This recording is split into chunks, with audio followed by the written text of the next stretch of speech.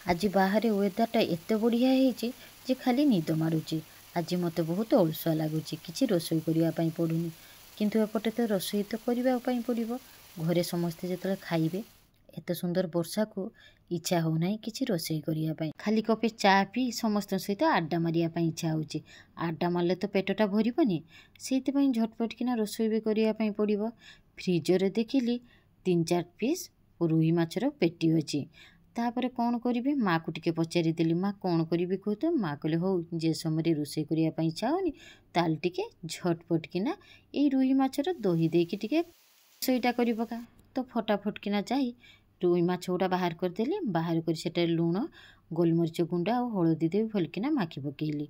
एपटे कढ़ाटा गरम कर देदी सेटा तेल दे माछ गुड़ा को भाजिया बसई देछि। आ गोटे जगार कौन करिछि पोस्त किछि काजू नहीं भल किना पानी रे बतरिकी रखी। एपटे माँ चिंता करछंती माछ को तेल दे सोई पड़ी नहीं तो आउ थे फोन करी कहते ए माछ गुड़ा टिके उल्टे पकेबू रे। तापर मु कौन कली जाइकी सांगे सांगे माछ गुड़ा को टिके उल्टे देली। एबे माछ गुड़ा भल किना भाजी नहीं। एपटे कौन करछि ग्राइंडर जारटा नहीं गली नहीं कि सेटारे से दही दे देछि 2 चामच बसी दही दे देली। आउ जे पोस्त काजूटा भिजेकी रखिली ताकू भी दे देली। दे सारी भल किना गोटे स्मूथ पेस्ट बनई नहीं बनईकी साइड रे रखदेली। माँ कहते खाली दही देले हेनी टिके मसला दे हम ताले पियाज लंका किछि अदा और रसुण दे भल किना गोटे पेस्ट बनईने ताकू भी रेडी करी नेली। एपटे रेडी हो गला सबु जिनस। माँ कहते फटाफट किना रोसईटा करनेबू रे। मु कहूची सेमितिका तो कर।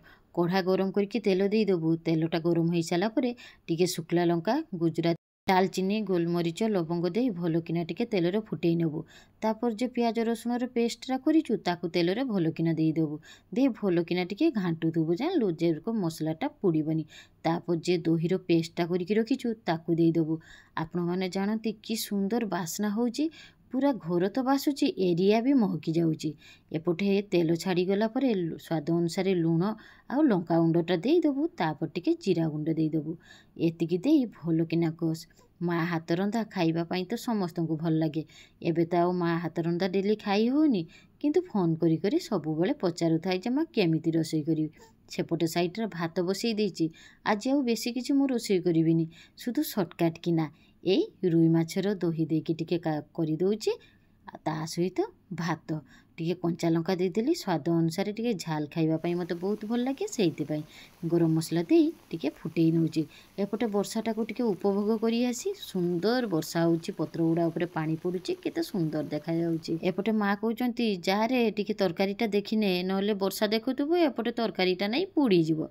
तो चलीगली देखिली पूरा बहुत सुंदर हो तरकारीटा माखा माखा हो। एबे गोटे पात्र रे बाढ़ी नेली तापर थाली रे भात नहीं भात नहीं सारी तरकारीटा माछ तरकारीटा दे एबे खाइबा पई बसी जी। मु तो बसीगली खाइबा पई तो आपण माने भी आपनको लंचटा नहीं आसंतु एका संगे बसी खाई। ताहले मोर भिडियोटा जदि भल लगी थाए गोटे लाइक कमेंट शेयर तो निहाती करिवे। ता सहित मो माँ सहित ए रसोई आउ तांको सहित ए गल्पटा केमिति लागिला निहाती कमेंट जणिबे। जदि भल लगी थाए लाइक कमेंट शेयर ता सहित सब्सक्राइब करिया पई भूलतु नै। समस्ते भले रहंतु। जय जगन्नाथ।